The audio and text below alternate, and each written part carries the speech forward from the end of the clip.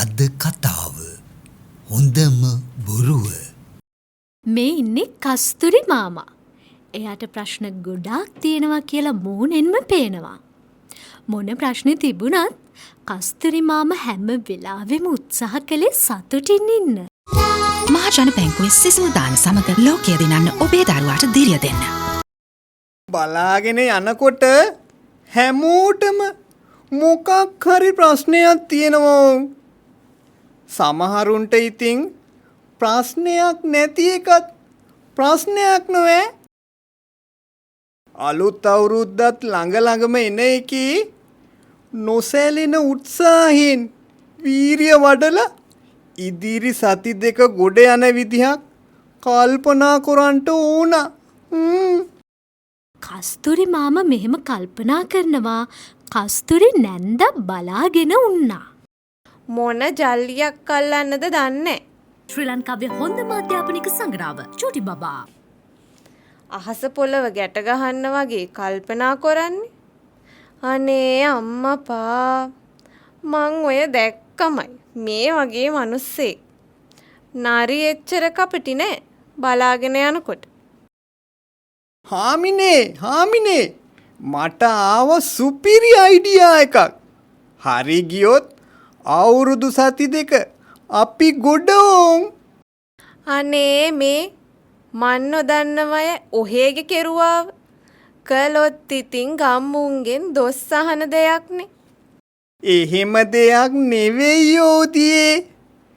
මේක ගමේම සහයෝගය ඇතිව කරන වැඩක්. දැන් මොකක්ද ඔය ගමේම සහයෝගය ඇතිව කරන වැඩේ?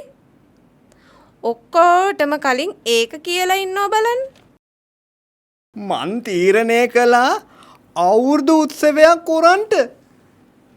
කොරන එක කොරන්ට ඕනේ ලෝවෙත් නැතිවෙන්ට. ලෝවේ කෙසේ වෙතත් ගමේ වසලා ඉන්න පුළුවන් විදිහට කරනවාකෝ. මේ ගමේ ඉන්නවද ලස්සන ගෑණියෙක්. ඔහි තමයි මේ අවුරුදු උත්සවේ අවුරුදු කුමාරි. තාමත් මන් ලස්සනයිද? ඔන්න එහෙනම් ඔහේගේ අවුරුදු උත්සවේ අවුරුදු කුමාරි මමයි හොඳේ. ඔන්න ඉතින් කපටි කස්තුරි මාමා ගමේ අවුරුදු උත්සවේ කරන්න ගෙයක් ගානේ ගිහින් සම්මාදම් මුදල් එකතු කරන්න පටන් ගත්තා. දැන් කවද්ද ඔය අවුරුදු උත්සවේ තියෙන්නේ?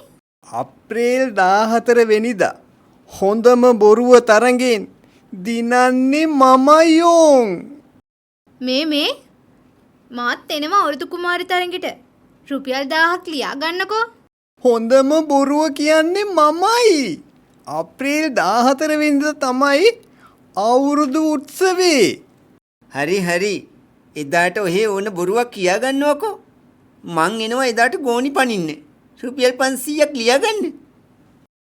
කස්තුරි මාමා හිතුවටත් වඩා වැඩියෙන් ගමේ අයගේ සහයෝගය අවුරුදු උත්සවයට ලැබුණා. බං කස්තුරියෝ. ඔය අවුරුදු උත්සවේ මට සහභාගී වෙන්න හොඳ තරඟයක් නැද්ද? මොකද නැත්තේ. ගමම ගිනි තියෙන හොඳම කේලම එදාට තෝරනවා. ඔය කප් එක ගන්න උඹ ඇරෙන්න වෙන කවුද බම් මේ ගමේ ඉන්නේ? හොඳම උපාසිකාව තේරීමේ තරඟයක් තියන්න. මම සහභාගී වෙනවා ඒකට. ඔන්න මගිනුත් රුපියල් 1000 ලියා ගන්න. ගමේ මිනිස්සු අවුරුදු උත්සවයට දෙන්න පොරොන්දු වුණු මුදල් කස්තුරි මාමා වේලසනින්ම එකතු කරගත්තා.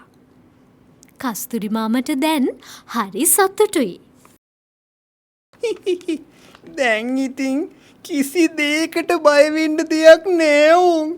ගමේ උන් සේරම අහු වුණා මගේ ගැටේට. මොන ගැටයක්ද? දැන් ඔහේ අප්‍රේල් 14 වෙනිදාට අවුරුදු උත්සවේ තියන්නේ නැද්ද එතකොට? මං ඔහෙට මොකද්ද කිව්වේ? ඇයි ඔහේ කිව්වේ? හොඳම බොරුව කියන්නේ එදාට ඔහේ අවුරුදු උත්සවේ අවුරුදු කුමාරිට මාව තෝරනවා කියලා.